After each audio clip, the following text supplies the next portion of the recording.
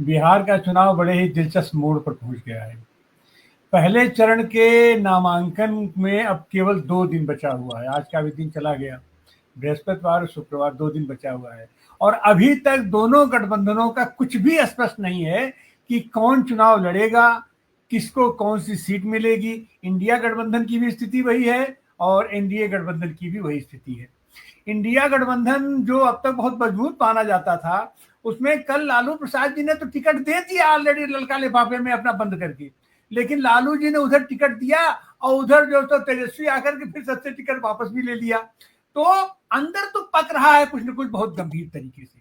और निश्चित रूप से बिहार का चुनाव केवल बिहार का चुनाव नहीं है, बिहार का चुनाव देश की राजनीति इस पर टिकी हुई है।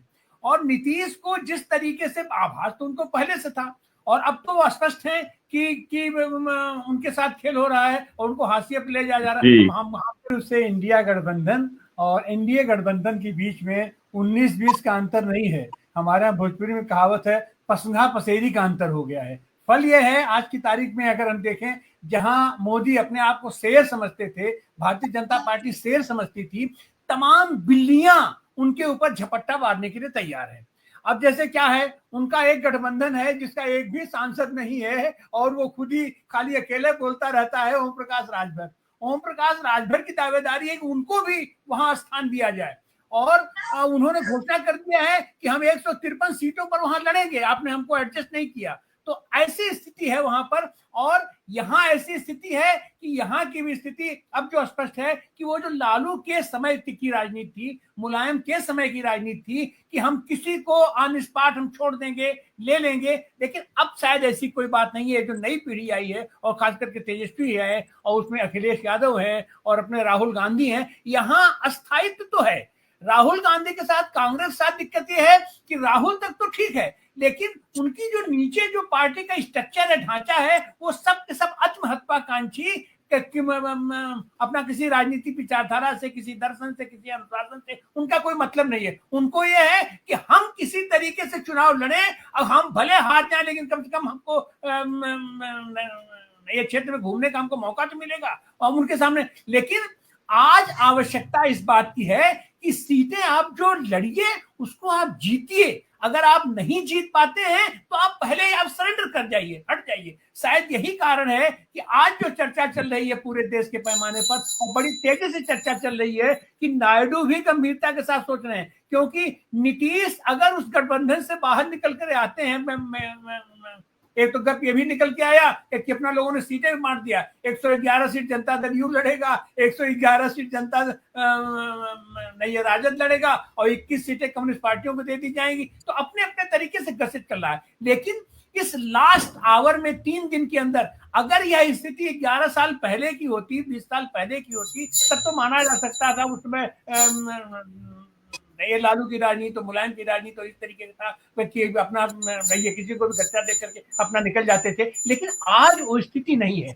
आज ये स्थिति है कि हो सकता है कि अपना तेजस्वी ने अपना जिस तरीके से उनको ओवरटेक करके लालू जी को और सबका टिकट वापस ले दिया। और जाहिर सी बात है कि पहले चरण का अभी 3 दिन के अंदर नॉमिनेशन डाल देना है, तो हर हालत में इनके पास कल का ही दिन है, परसों तक उन्हें सबका नामांकन करवा देना है अपने लोगों का। लेकिन इस हालत में भी सबसे ज्यादा संकट की स्थिति इस समय भारतीय जनता पार्टी की है। भारतीय जनता पार्टी अपने लोगों को भी नहीं एडजस्ट कर पा रहा है, उसके पास जाने वालों की संख्या नहीं है। और जिस तरीके से जनता दल यू के मंत्रियों का और सांसदों का इस्तीफा आना शुरू हो गया है, आज की तारीख में 2 मंत्री उसका इस्तीफा दे चुके हैं, 3 सांसद उसकी इस्तीफा दे चुके हैं। और इतना ही नहीं है, इसके पहले भी उनके जो ये विधायक सांसद आरजेडी के अंदर आ गए हैं। तो जो लोग उनके आरजेडी में आ रहे हैं, पुराने लोग उनके जीते हुए कैंडिडेट, उनको भी एडजस्ट करने के लिए तेजस्वी के पास कोई हड़बड़ी नहीं है,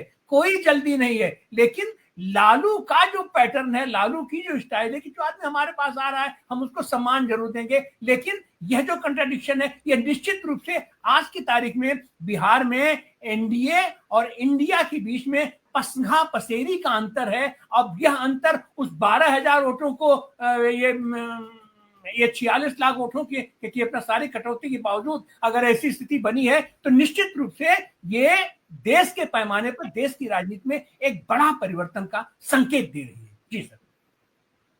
जी तिवारी जी, बहुत बहुत शुक्रिया। मैं चाहता तो हूं कि एक एक 2-2 मिनट की मैं टिप्पणी या 1-1 मिनट की मैं टिप्पणी मैं और लेना चाहता हूं, क्योंकि असल में बिहार का चुनाव जो है, ऐसा जैसे लग रहा है कि बड़ा आपाधापी हो रही है, लेकिन ऐसा होता नहीं है। आपाधापी इसलिए नहीं होती कि ये जो पार्टीज हैं वो कई दशकों से चुनाव लड़ रही हैं, और चुनाव के आखिरी दौर में इसी तरीके की छीना झपटी वाला सब कुछ चलता है। उनको मालूम है कि कैसे मैनेज है, किसको जो है बी फॉर्म देना है, कौन मैसेंजर है जो लेके जाएगा, कौन जो है वो कैंडिडेट को ले जा करके साथ में रिटर्निंग ऑफिसर को दे देगा। ये सब एक मैकेनिज्म जो है वो पार्टियों ने अपने बना के रखे हुए हैं। उसके अंदर कई बार चूक भी हो जाती है, और इतना एक तरीके से अलर्ट रहना पड़ता है, क्योंकि जो है एक-एक सीट का बहुत महत्व है, और ये तो कहा जाए तो एक-एक वोट का बहुत महत्व है। लेकिन मेरे को लगता है कि ये सब चीजें जो है अभी सेटल हो जाएंगी सब कुछ। ये तो तभी तक है ना जब तक नॉमिनेशन हो रहा है। लेकिन विड्रॉल के समय भी चलने वाला है, क्योंकि कई बार ऐसा है कि एक ही पार्टी के 2-2 3-3 कैंडिडेट जो हैं वो होने वाले हैं, और कई बार ऐसा भी होता है कि फिर वो इंडिपेंडेंट हो जाते हैं, क्योंकि एक ही कैंडिडेट के मतलब एक ही सीट के ऊपर कई कैंडिडेट्स के जो है अगर सिंबल अलॉट हो जाते हैं। बहुत सारी चीजें जो हैं वो लगातार होती रहती हैं, लेकिन वो सब सेटल हो जाने वाला है। फाइनल राउंड तो चुनाव के अंदर मुद्दों के आधार के ऊपर ही होने वाला है, और वो मुद्दों के अंदर सब लोगों ने अपने मुद्दे स्थापित किए हुए हैं। वोट चोरी का मुद्दा बना हुआ है, वोट चोरी का मुद्दा नीचे तक चला गया है, लोग वोट चोरी के खिलाफ वोट देने का मन बनाए हुए हैं। एम्प्लॉयमेंट का मुद्दा भी नीचे तक चला गया है, क्योंकि उसके अंदर तेजस्वी के क्रेडेंशियल्स जो है वो बने हुए हैं कि ये रोजगार इनकी प्राथमिकता है। तो ये सब चीजें मुझे लगता है कि एक तरीके से लाइनें खिंची हुई हैं, और जो तमाम जो बीच में जिसे वोट कटवा कहते हैं उनका भी अलग अलग जगह पर अलग अलग असर होना एकदम तय है। और वो सब चीजें तब क्लियर हो जाएंगी जब विड्रॉल हो जाएगा। विड्रॉल के बाद में जब कैंडिडेट सामने आ जाएंगे, और तब उसके अंदर भी नेगोशिएशन चलते रहते हैं। हम सब लोग अच्छे तरीके से, जो लोग चुनावी राजनीति करते हैं या विश्लेषण करते हैं, उनको मालूम है कि कैंडिडेट खड़े हो जाने से कोई फर्क नहीं पड़ता।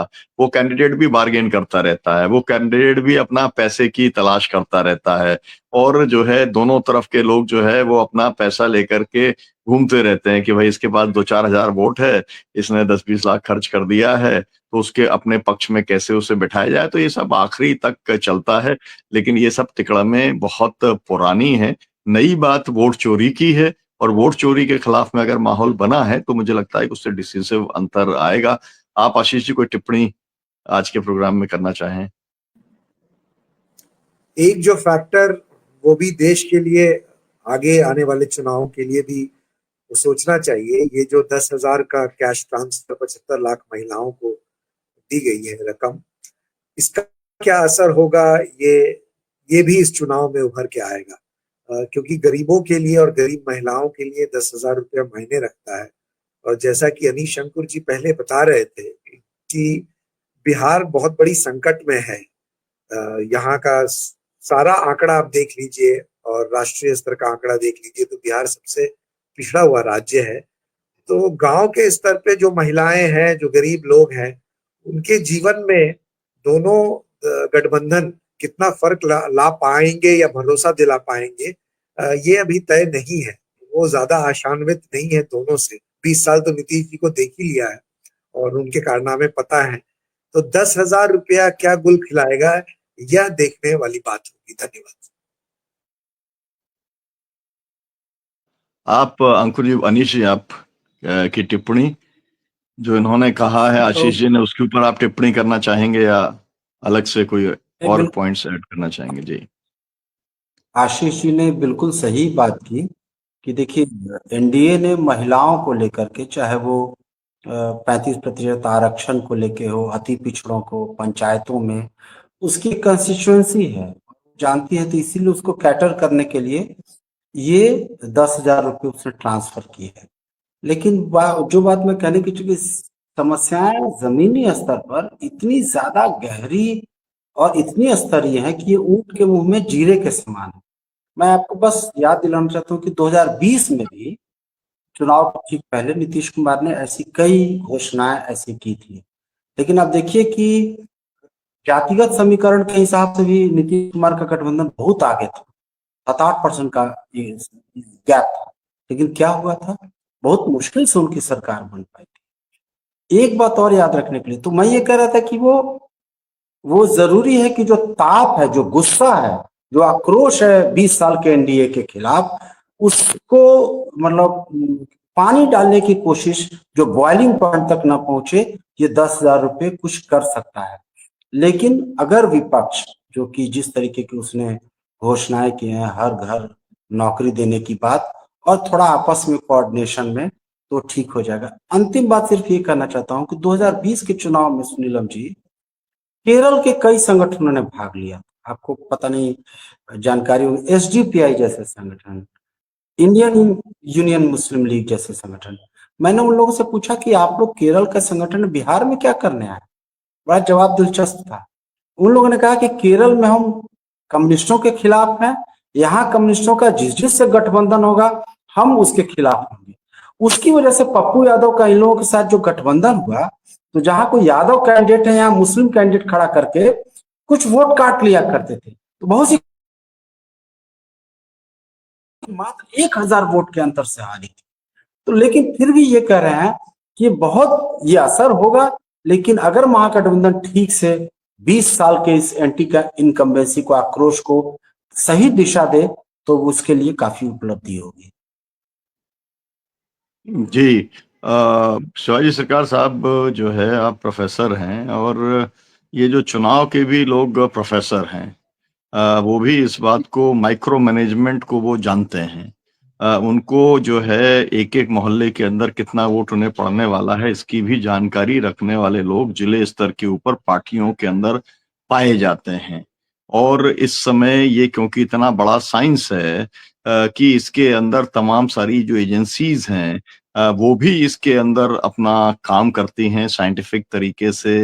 वो बताती हैं कि आपकी पार्टी को इस जगह पर महादलित का केवल इतना परसेंटेज वोट मिल रहा है, अति पिछड़े का इतना मिल रहा है, अपर कास्ट केवल इतना आ रहा है, इसके ऊपर आपको क्या करने की जरूरत है। और वो समय समय पर हर 7 दिन बाद, 8 दिन बाद अपनी स्ट्रेटेजी बताती हैं सर्वे एजेंसीज, और उसके बाद में उसके हिसाब से आपको मूव करने का सजेशन देती हैं। तो बहुत साइंटिफिक इलेक्शन भी है। दूर से लगता ऐसा नहीं है, दूर से ऐसा लगता है कि सीधा है कि पैसा दे दिया तो हो गया, लोग जो है जाति के आधार पर हो गया, लेकिन ऐसा नहीं है। अब जो है मतलब जो लोग इलेक्शन लड़ते हैं और जो पार्टियां लड़ाती हैं, उन्होंने भी इसमें काफी कुछ रिसर्च किया है और काफी कुछ इसमें क्या कहा जाए, एक सिद्ध हस्तता उन्होंने हासिल की। तो आप इस पे क्या कहेंगे कि बड़े ये बड़े आपने मुद्दों बिल्कुल का ही असर होगा या बहुत माइन्यूट मुद्दों का भी असर होगा माइक्रो मैनेजमेंट का?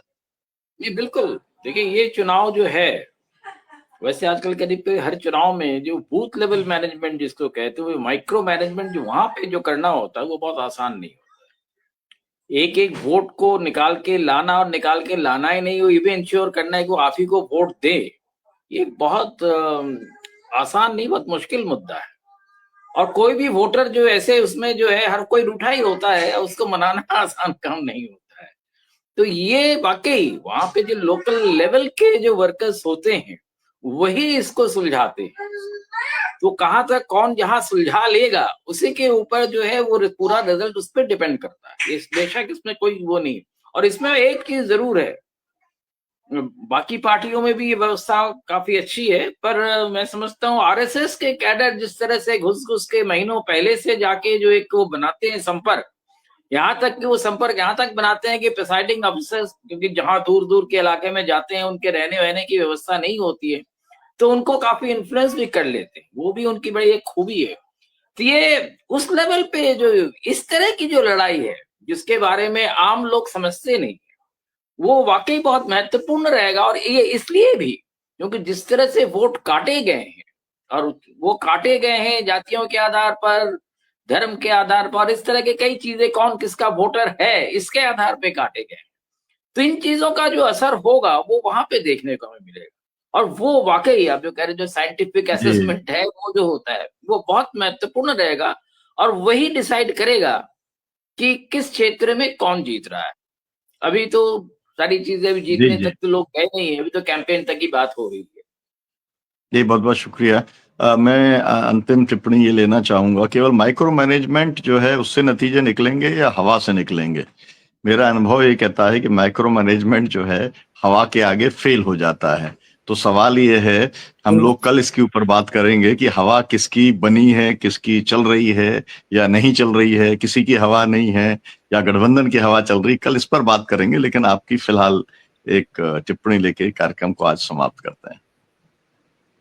नहीं, तिवारी मैं जी। देखिए, हवा तो वाकई बहुत महत्व होता है, इसमें कोई शक नहीं, हम देख चुके हैं 77 से लेके तमाम चुनाव जो हवा के बारे में जीती गई है, 77 का हो, 84 का हो, 89 का हो, ये सारे हवा से जीते गए हैं।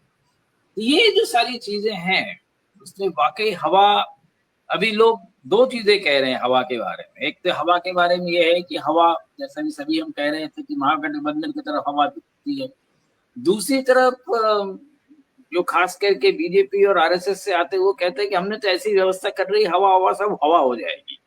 तो ये जी हवा जी होगी नहीं होगी, ये भी एक जी अभी देखने तो की चीज है। जी जी प्रोफेसर साहब, अभी तो जो है हवा जो है संघ की हवा तो केरल के एपिसोड से निकल गई है, उनका जो चरित्र अब सामने आज आया है। आज तो दिल्ली में भी जो उसका असर एंटी जो देखने को जो मिला। दलित दलित वाले जो 3 मुद्दे हो गए हैं, तीनों जगह पर जूता फेंकने से लेकर के और हरिओम वाल्मीकि की हत्या से लेकर के और एक आईएएस की आत्महत्या तक, तो मामले तो बहुत तो सारे हैं। आज उस हवाएं तो आईएएस कई के दिशाओं से चल रही उसके हैं, लेकिन आईएएस के आंधी क्या और बन एक नीलम पाएगी एसआई जी, जो है उसने इसके ऊपर। उसने जी सुसाइड किया है उसके खिलाफ।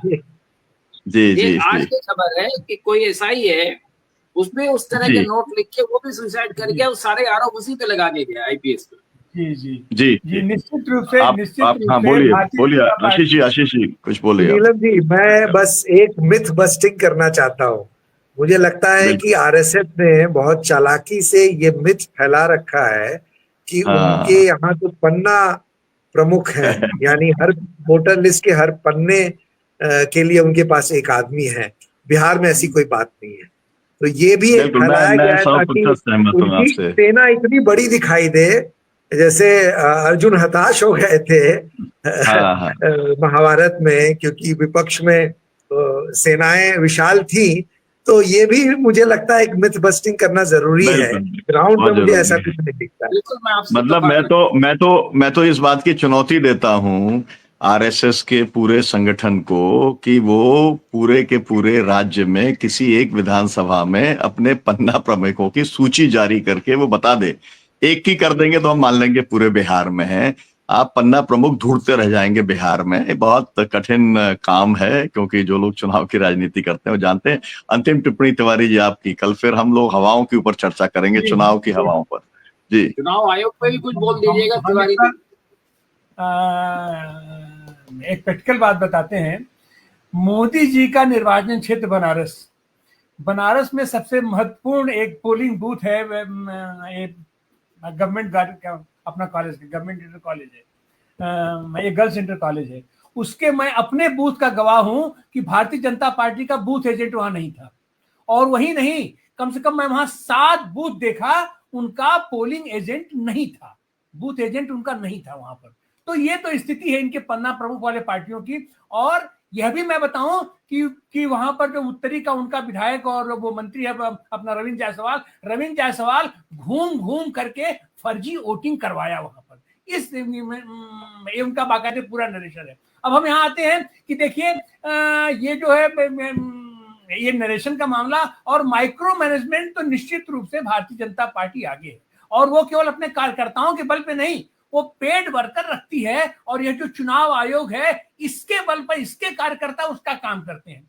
अभी हम जो बात करें, अभी ये जो नरेशन हो रहा है कि उसका 10,000 उसको दे दिया गया पैसा और ये वोट बढ़ेगा, वो ऐसा कुछ नहीं है। वो 10,000 रुपया महिलाओं की, अधिकांश महिलाओं के खाते में जाते ही विद इन सेकेंड वो सारा पैसा ट्रांसफर हो गया माइक्रो फाइनेंस कंपनियों को। और अभी भी माइक्रो फाइनेंस कंपनियों का उनके ऊपर जो अपना दबाव पड़ रहा था, अभी भी उनका पैसा उनके पास बाकी है। अगर वो फिर दूसरी किस्त भी दे देंगे तो वो भी पैसा माइक्रो फाइनेंस अपना कंपनियों को जाएगा। तो ये सारा नरेशन गढ़ा जाता है। इनके पास मीडिया है, हाँ इनके पास एक ऐसी फोर्स है, ट्रोल आर्मी है, जो पेड ट्रोल आर्मी है। उसको जो कह दिया जाता है वो अपने तरीके से वो प्रसारित करना शुरू कर देती है, वही इनकी ताकत है। अन्यथा इनके पास, कम से कम बिहार का संदर्भ हम देख रहे हैं कि इनके पास कहीं कुछ नहीं है, इनके पैर उखड़ चुके हैं। और इंडिया और एनडीए गठबंधन के बीच आज की तारीख में पसंगा पसेरी का अंतर है, पसंगा पसेरी का अंतर है। लेकिन अब देखते हैं 2 दिन क्या होता है। उसके बाद